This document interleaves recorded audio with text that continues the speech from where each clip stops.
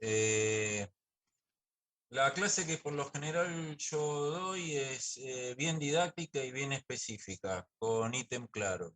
Vamos a hablar de lo que es la definición, cómo se diagnostica, cuáles son los parámetros de diagnóstico, cuáles son los métodos complementarios y cuál es el tratamiento. Entonces, vamos a definir a la enfermedad pelviana inflamatoria como aquella enfermedad caracterizada por una infección del tracto genital superior, esto es, útero, trompas y ovarios, y sus estructuras adyacentes, que es el tejido celular pelviano y el peritoneo. La incidencia global es entre el 1 y el 2% de mujeres al año, y es la infección más grave entre las mujeres entre los 16 y 25 años de edad.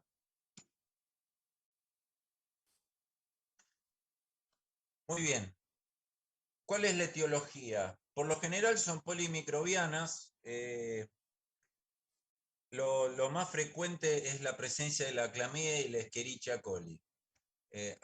Así también tenemos que pensar en la posibilidad de la Neisseria gonorrhoeae, micoplasmas y cualquier otro germen, ya sea gram positivos aerobios, gram positivos o gram negativos anaerobios. Pero básicamente, cuando se trata por lo general de un absceso tubovárico, la bacteria más frecuente es la Escherichia coli, y siempre tenemos que pensar en la presencia de la bacteria. La encontremos o no, siempre la tenemos que tratar. Bien. Entonces, sabemos lo que es la enfermedad pelviana inflamatoria, su definición, sabemos cuál es su incidencia, sabemos cuáles son las bacterias que más frecuentemente o los gérmenes que más frecuentemente la afectan. Entonces vamos a ver cómo la podemos clasificar. Según su situación, cuadro clínico, como hablamos del tracto genital superior, bueno, vamos a hablar de un estadio inicial, un estadio 1, que es la endometritis, un estadio 2, que involucra las trompas, y puede ser un estadio 2A, cuando afecta la trompa nada más, una salpingitis, un estadio 2B, cuando además involucra al ovario, formando lo que se llama un estadio 3, cuando hay una pelviperitonitis, esto es el derrame de material purulento. ¿Cómo? ¿Preguntaron algo? No, se hizo eco de su voz, Ok. doctor. Entonces decía, el estadio 3 es la pelviperitonitis. Esto se produce cuando hay un derrame de material purulento a la cavidad peritoneal, ya sea por la ruptura de del absceso tubárico o por el derrame de pus a través de la trompa, y el estadio 4, que es el final, que es el shock séptico.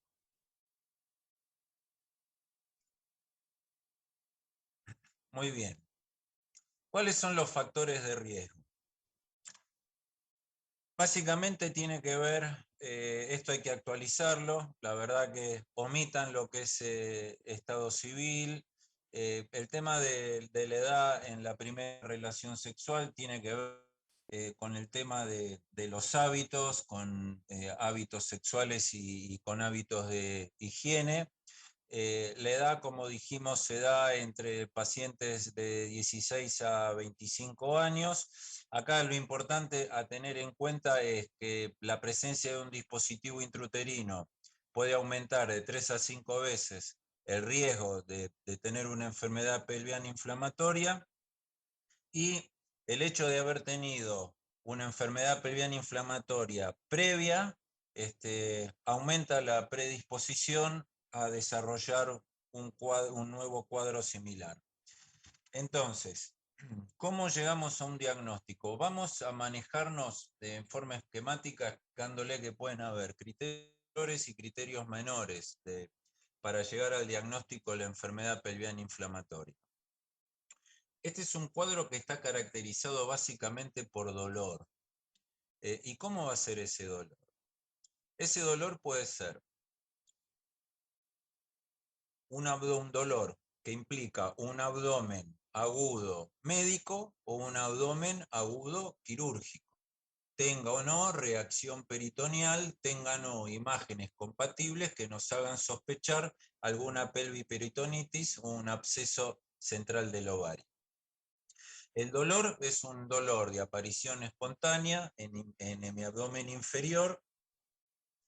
Cuando hacemos un tacto genital, va a haber un dolor característico que es el dolor a la movilización del cuello del útero, y eso se llama signo de Frenkel.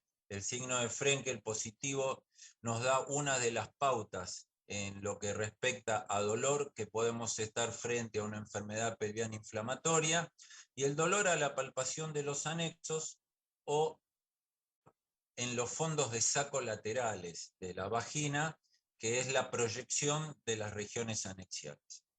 Este dolor va a estar acompañado de otros componentes, como ser fiebre, leucocitosis, podemos palpar una masa anexial o la podemos visualizar por ecografía, la eritrosedimentación va a estar acelerada, nos podemos encontrar con leucorrea, puede haber algún antecedente de algún cultivo positivo para gonococo o clamidia.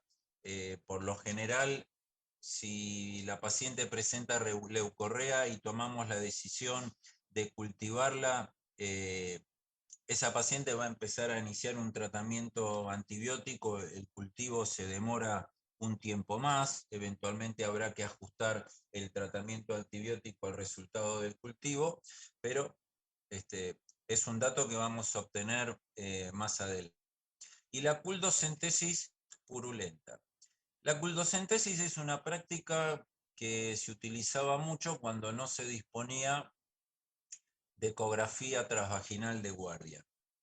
Era la forma que se tenía de diagnosticar si se trataba de un proceso infeccioso o de un proceso que tenía que ver con alguna hemorragia intraabdominal, como ser un embarazo ectópico o un folículo hemorrágico.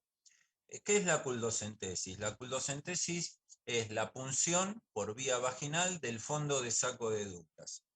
Cuando había alguna duda diagnóstica, cuando queríamos saber si en la cavidad pelviana había pus, como para sospechar la posibilidad de una pelviperitonitis, se hacía la culdocentesis. Hoy, con la ecografía transvaginal, el ecografista nos informa si hay líquido libre o no, cual hasta lo puede medir y nos puede facilitar, con lo cual de la culdocentesis ha ido dejándose de utilizar. Muy bien, entonces, como en toda patología, vamos a llegar a un diagnóstico a través de la anamnesis, la clínica, que ya hablamos del dolor, de la leucocitosis, de la leucorrea, del signo del Frenkel, el laboratorio, la presencia o no de cultivos, la ecografía, que nos puede mostrar desde lo que es un piosalpinx o un absceso central del ovario. Y cuando existe la duda diagnóstica, la laparoscopía es un buen método para poder hacer diagnóstico y a su vez tratamiento. Siempre la laparoscopía en pacientes agudas es un buen método cuando no hay un diagnóstico claro para confirmar diagnóstico y eventualmente, en caso que se trate de un piosalpinx o de un absceso central del ovario, para resolverlo por esa vía quirúrgicamente. Muy bien. ¿Cuáles van a ser los diagnósticos diferenciales que vamos a tener que tener en cuenta? El dolor se localiza y la duda está sobre el fondo de saco lateral derecho, tenemos que pensar en la posibilidad de una apendicitis. Muchas veces ocurre que el apéndice se cuenta adherida a lo que es el complejo ovario-trompa cuando se trata de un absceso central del ovario. En menor oportunidad, en menor cantidad de veces, ocurre al revés, un apéndice o una apendicitis que está adherido a la trompa o al ovario.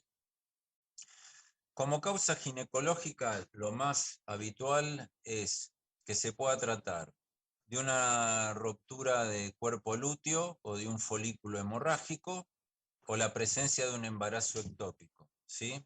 Esto como primera medida frente al dolor. Cuando nosotros encontramos una paciente ginecológica que nos llaman para un interconsulto que presenta dolor pelviano crónico, las cosas que tenemos que pensar es que puede tener pus o puede estar sangrando. Si puede estar sangrando, puede tratarse de un embarazo ectópico complicado o de un folículo hemorrágico o de un luteoma hemorrágico. O pensar en un proceso infeccioso que puede ser un piosalpinx, un absceso central del ovario, una salpingitis, o incluso una endometritis. Después, la presencia, la posibilidad de una torsión de ovario se da por lo general en pacientes que tienen un quiste de ovario y que el dolor de la torsión ocurre por algún movimiento brusco sobre su propio eje que genera la torsión y que el dolor es un dolor de comienzo brusco, ¿sí? Pero por lo general tenemos que pensar en estas patologías puntualmente. Muy bien, estamos frente a una paciente que tiene una enfermedad pelviana inflamatoria. Entonces, el tema es dilucidar si a esa paciente la vamos a medicar y mandar a la casa o la vamos a internar. Entonces, ¿cuáles son los criterios de internación que tenemos que tener en cuenta? Paciente con enfermedad pelviana inflamatoria y con un DIU. Pacientes con enfermedad pelviana inflamatoria más embarazo, o que además tenga HIV. Paciente con enfermedad pelviana inflamatoria que sea adolescente. Como en cualquier otra patología, cuando el diagnóstico es incierto, cuando tenemos una dificultad en el seguimiento posterior de esa paciente, cuando hay una falta de respuesta inicial al tratamiento ambulatorio, cuando por alguna razón tiene intolerancia al tratamiento por vía oral, cuando los glóbulos blancos superan por al menos en valor de 16.000, cuando ha tenido episodios previos de enfermedad pelviana inflamatoria, cuando han habido de por medio prácticas instrumentales. Cuando me refiero a prácticas instrumentales, digámoslo así, cuando esto era previa a, a la promulgación de la ley de interrupción legal y voluntaria del embarazo, cuando se hablaban de prácticas instrumentales se referían a procedimientos interruptivos ilegales, pero también tenemos que tener en cuenta que estos procesos pueden ocurrir con posterioridad, si bien en menor frecuencia, la realización, por ejemplo, de una histeroscopía o de una cirugía o de un legrado, por ejemplo, ¿sí? Cuando la paciente tiene un estadio desde 2A hacia adelante, o sea, cuando tiene una salpingitis, eh, un absceso central del ovario, y cuando tiene un abdomen agudo, claramente, ¿eh? A médico quirúrgico son criterios de internación. Muy bien. ¿Cuáles son las complicaciones que nos podemos encontrar frente a la enfermedad pelviana inflamatoria? Que la infección progrese y genere desde una peritonitis a un shock séptico. El síndrome de Fickur-Curtis es una peripatitis que se produce como consecuencia del fenómeno infeccioso y que consiste en múltiples adherencias de la cápsula hepática a la pared peritoneal. Y las complicaciones inmediatas es la esterilidad, porque por lo general, después de atravesar una salpingitis pueden quedar secuelas en cuanto a el medio interno de esa trompa que pueda garantizar un flujo bidireccional, recordando que la fecundación se produce en la trompa y la implantación, bueno, hasta que se implanta en la cavidad uterina. En los procesos infecciosos, cuando este flujo bidireccional está alterado, trae con frecuencia ya sea esterilidad o bien un embarazo ectópico. Puede haber dispareunia persistente, puede asociarse con dolor pelviano crónico, además. Pero básicamente lo que podemos encontrar son las afecciones de la trompa que generan esterilidad o un embarazo ectópico. Muy bien. Entonces, ya sabemos lo que es la definición, ya sabemos cómo estadificarla, sabemos cuáles son los criterios diagnósticos, sabemos cuáles son los gérmenes que la producen, sabemos cuándo tenemos que internar al paciente o cuándo darle un tratamiento ambulatorio, y ahora les voy a nombrar rápidamente qué es lo que le podemos dar cuando tratamos al paciente. Tenemos varios esquemas. Para dar un tratamiento sanatorial, hospitalario, por decirlo de alguna manera, siempre la vía de utilización es la parenteral. Un esquema que a mí me gusta es el B, que es la clindamicina, 900 miligramos endovenoso cada 8 horas, y la gentamicina, con un frasco ampolla cada 8 horas. ¿Sí?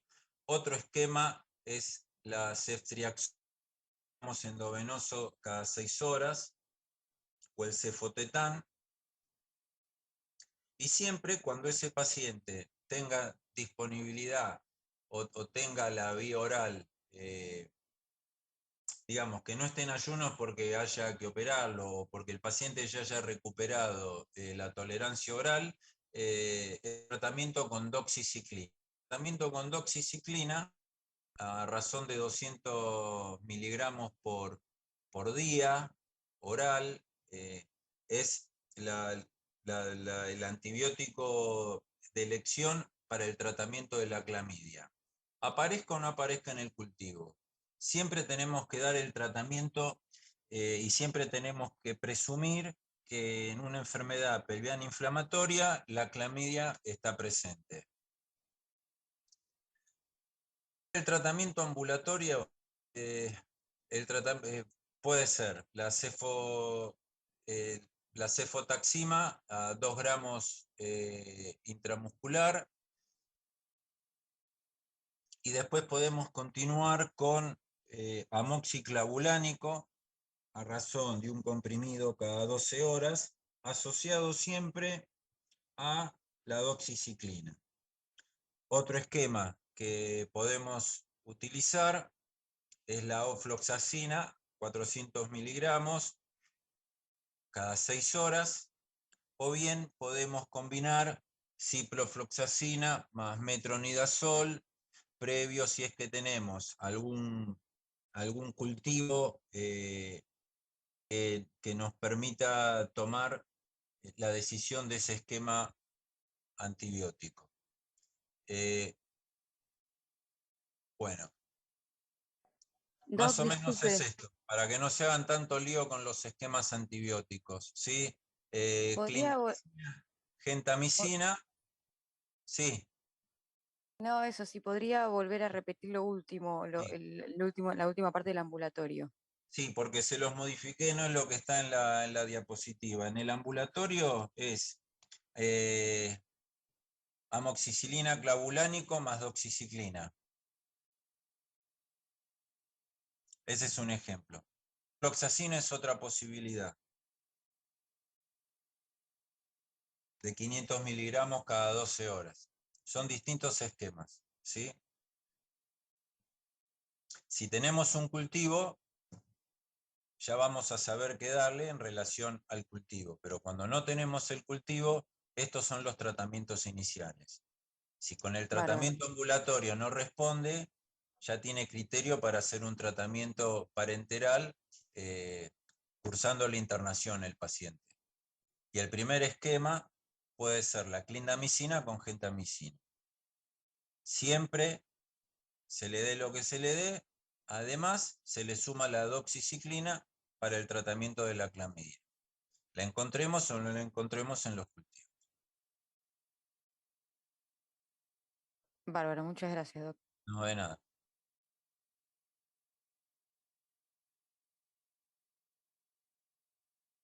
¿Alguna pregunta?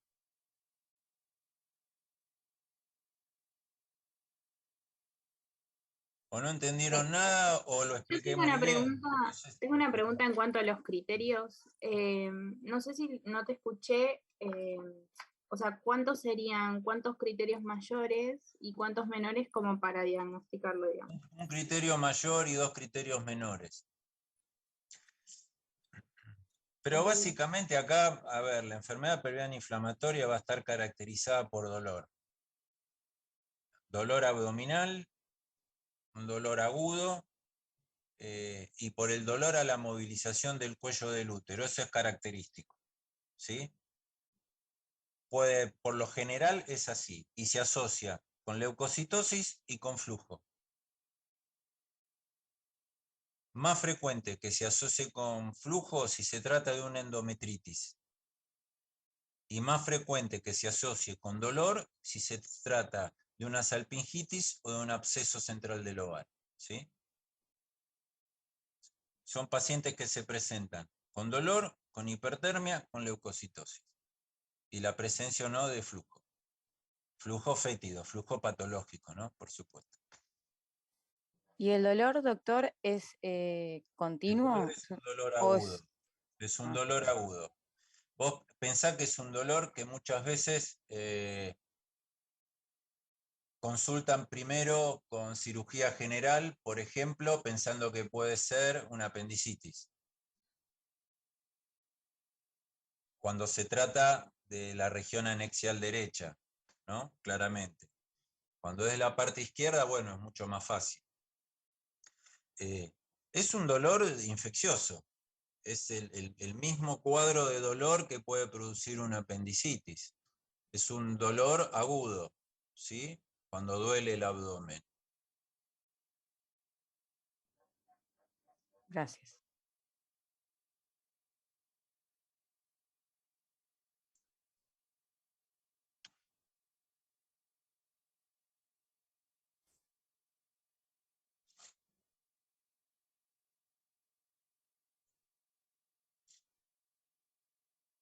Fitz, Hag, Curtis, no sé si lo... Fix-Hook es la perihepatitis. Es la inflamación de la cápsula hepática que genera un sinnúmero de adherencias contra el peritoneo parietal. De esa zona, de donde está el hígado, ¿sí?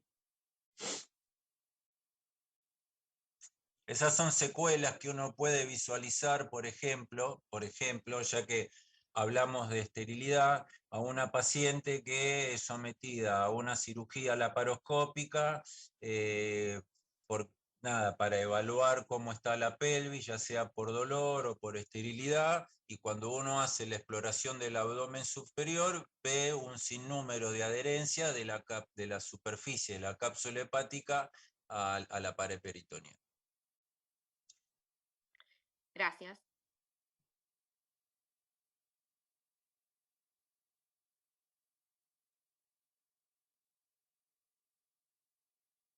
Escucho. ¿Quién me Sí, en quería? la parte de tratamiento en internación, en el tratamiento B, que dijiste clindamicina intravenosa y gentamicina intravenosa, también tenemos que agregar la doxiciclina, que dijiste que Sí, por lo siempre. general la doxiciclina se la damos vía oral cuando la externamos. Ah, listo, La doxiciclina hay buenísimo. que dársela siempre, por 14 Ujú, días, 200 miligramos por día. buenísimo, muchas gracias.